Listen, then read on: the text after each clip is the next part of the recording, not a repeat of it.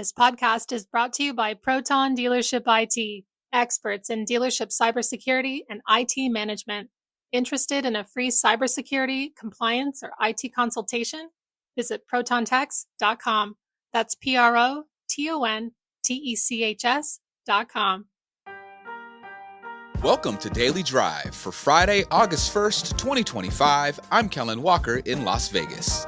Today on the show, President Trump enacts 35% tariffs on Canada while giving Mexico a 3-month reprieve. Unusual market conditions drive higher July sales for several automakers. And JLR's CEO departs.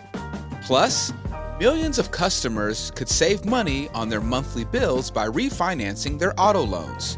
TransUnion's Satyen Merchant joins the show to talk about what that means for lenders.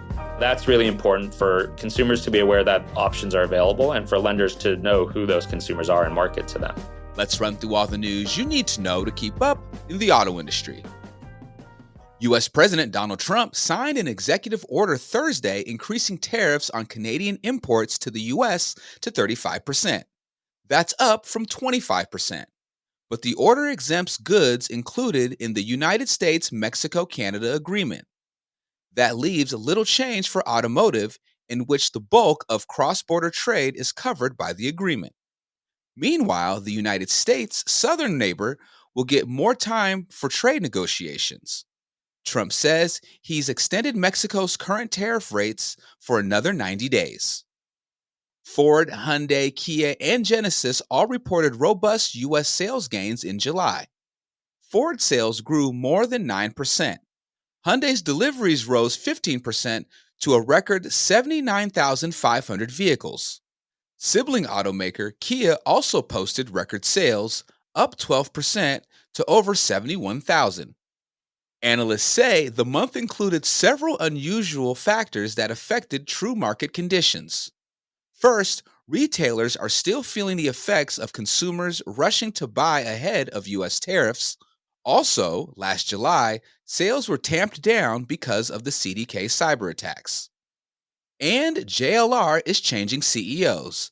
It confirmed on Thursday that Adrian Mardell is retiring after 35 years at the automaker, the last 3 as CEO. Mardell will end his career at JLR on December 31st. The company has not named his successor. And those are today's headlines. You can find more details on all those stories at autonews.com. Joining me now to talk more about tariffs with our North American neighbors here in the U.S. is Hannah Lutz, Director of Technology and Innovation at Automotive News. Hannah, welcome back to Daily Drive. Hi, Kyle. Thanks for having me. Absolutely. As I mentioned earlier in the show, the 35% tariffs against Canada don't apply to USMCA-compliant products. That's good news for automakers and suppliers. But are there some parts or products that will have an impact on the industry? Yeah, it is good news for the auto industry in the sense that the tariffs on vehicles and parts that comply with the United States-Mexico-Canada agreement aren't rising. But the tariffs, even on those USMCA-compliant products, are much higher than before Trump's current term. So vehicles that comply with USMCA are subject to 25% tariffs only on their non-US content, the non-US content that's inside of the vehicle, which is more favorable than the sweeping 35% rate that Trump has announced as the reciprocal tariff on non-USMCA goods. And then Canadian parts that comply with USMCA are tariff-free for now, as they have been over the past few months. So we know that most auto parts do comply with USMCA.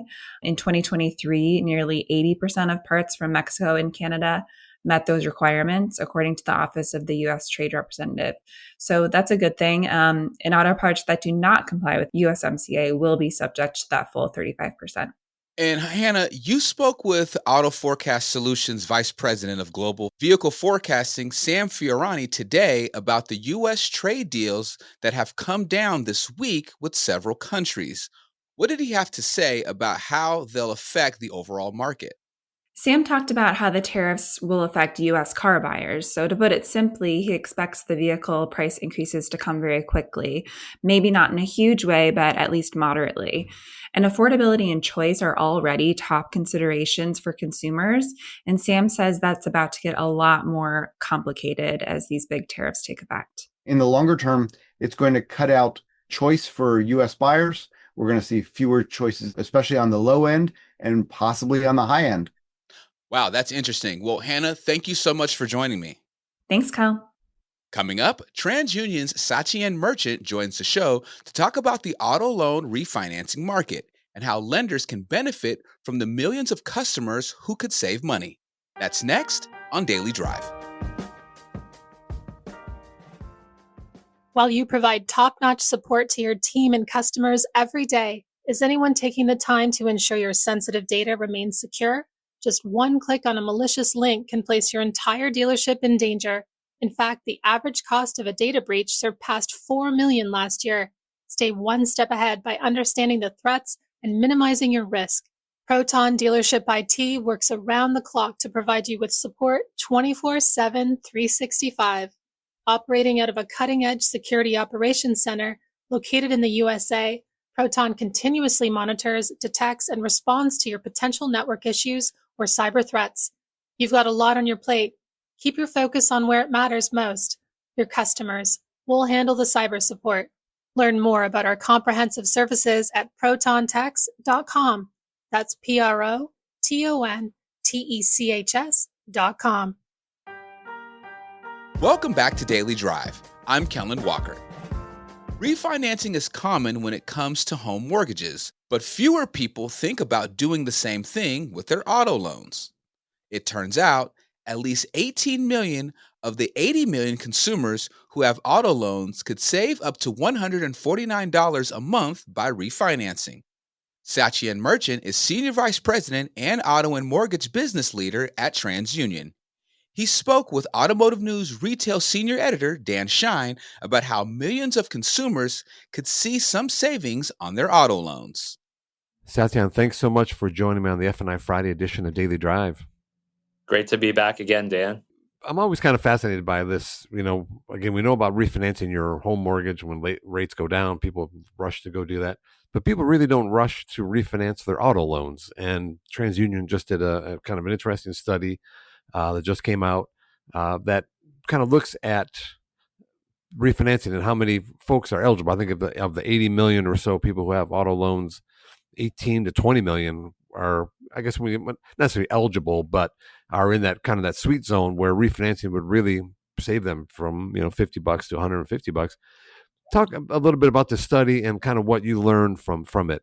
Sure, yeah, and thanks again, Dan. I love the way you framed the beginning of that, of kind of that comparison to mortgage, and I'll start there in terms of I believe when consumers shop for their mortgage, what's front of mind is obviously the home that they're purchasing, but almost as much as the rate that the mortgage rate that they're signing up for. And I mean, this is anecdotal. We didn't survey anyone, but I would imagine that from the day a consumer originates their home mortgage, they're already thinking like, hey, at some point I may be able to refinance to save a large chunk of money. Now, what's different about the auto industry is, of course, a consumer should know what their interest rate is when they purchase their vehicle and finance their vehicle. But often consumers shop by monthly payment more than they shop by interest rate on the auto side. And so a consumer will try to get into an auto or a vehicle loan with a monthly payment that they feel that they can afford. So where does auto refinance come in? So what we found in our research is that we actually started, or a portion of our research consisted of a survey of consumers on their attitudes and their awareness of auto refinance. And what we found is that consumers are aware that auto refinance is available, but affordability is shrinking, and meaning motivation is growing for a refinance. And so when I say affordability is shrinking, we found that 2/3 of respondents of our survey said that monthly payments in general are a strain on their personal finances. Gen Z and millennials even higher when you subsegment that out, right?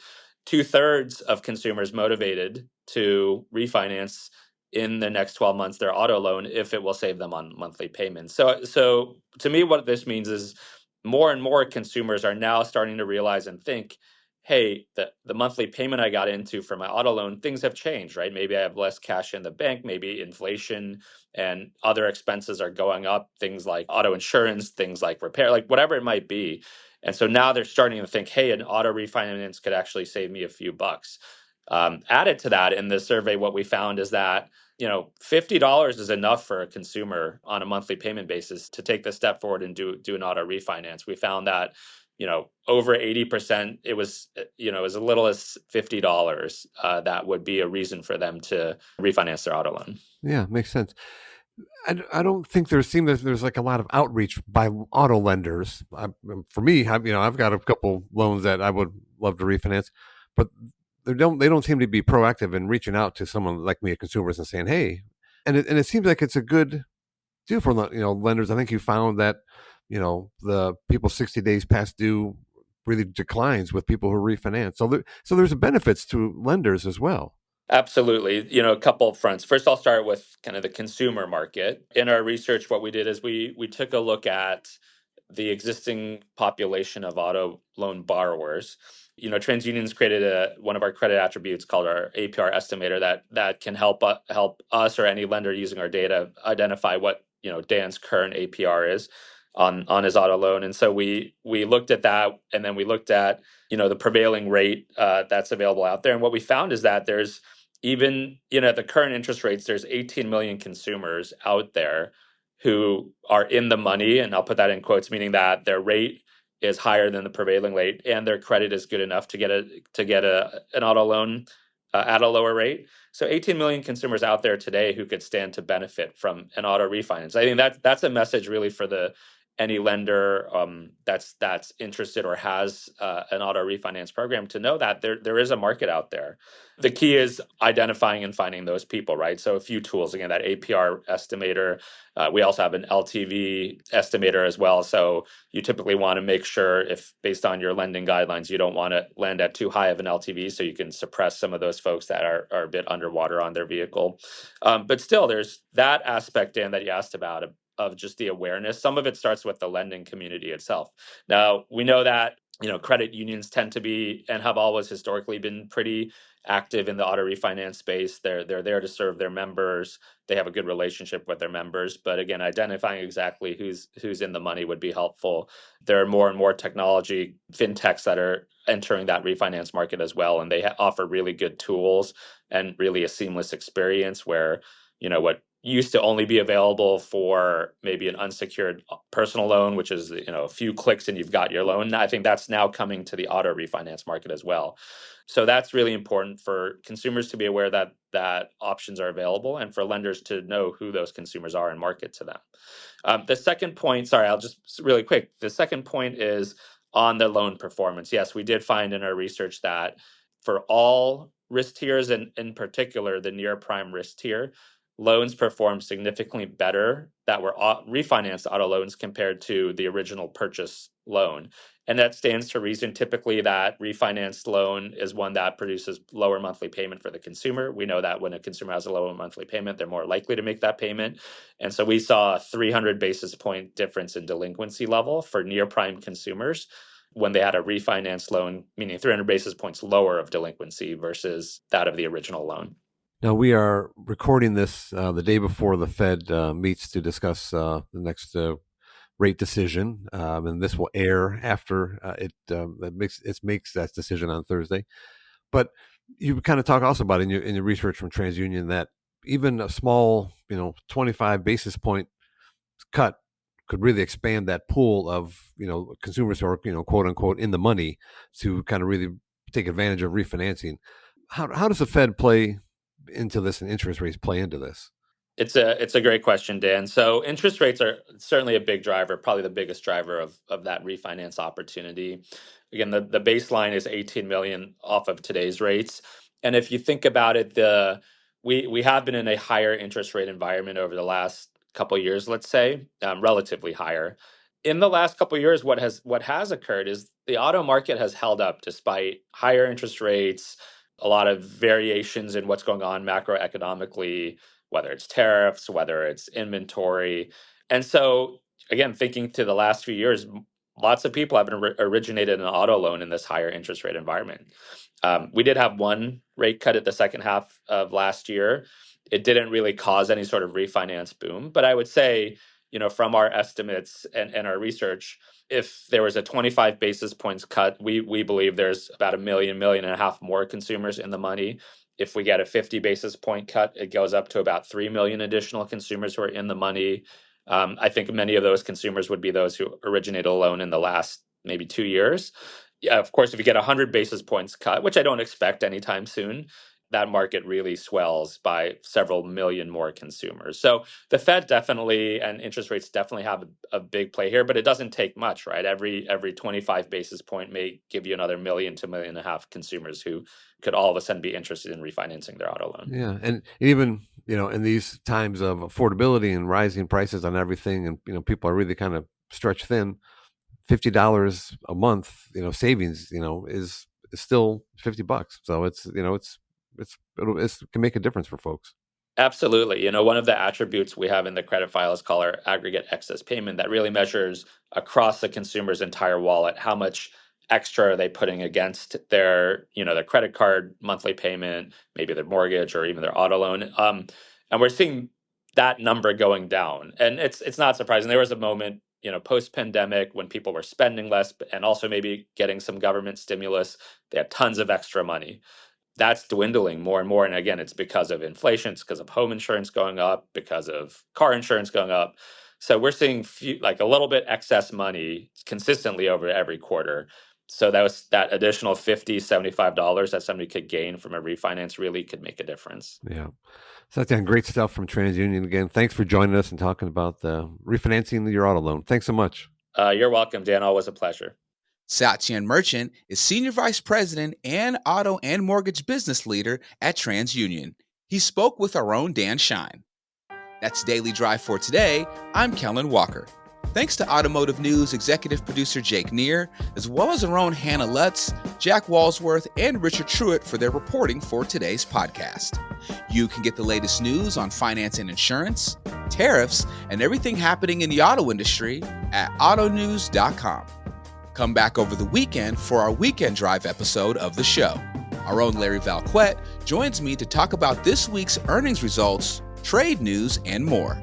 There's one thing that has really shocked me about this whole deal, which is the trepidation that companies are showing with telling consumers this is why your prices are going up. We'd love to hear from you. Let us know what you think of the show and the topics we covered today. Send us an email at dailydrive@autonews.com or leave us a voicemail at 313-444-2774. And if you enjoyed the podcast, remember to like, leave a review, and subscribe so you never miss an episode.